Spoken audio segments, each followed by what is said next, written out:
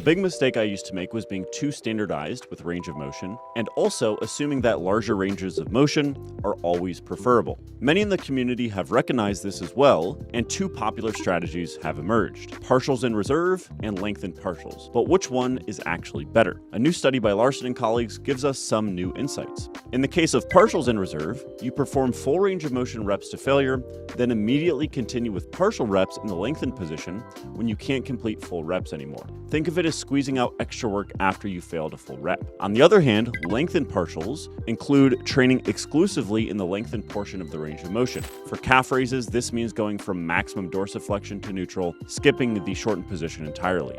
Larson and colleagues looked exactly at that. They looked at calf growth, and they had 23 participants train for 8 weeks using both methods, one leg with each strategy. This study design was really solid and provided a fair comparison between the two methods. The hypertrophy outcomes slightly favored lengthened partials, but not by a landslide. The difference was about 0.4 millimeters, which is obviously quite small, and it could just be noise. On the other hand, if future evidence leans in that direction as well, it could be something that adds up to a slight edge over years of training. I'll also note that the gastrocnemius is one of the best candidates for lengthened partials because it's considerably stronger in the lengthened position compared to the shortened position. My practical take is that either strategy is honestly fine, and I think either is also probably better than full range of motion in those exercises where you fail in the shortened position. I personally prefer partials in reserve for some exercises and lengthened partials for others. It depends on the specific movement. And be sure to follow along if you'd like to hear more training insights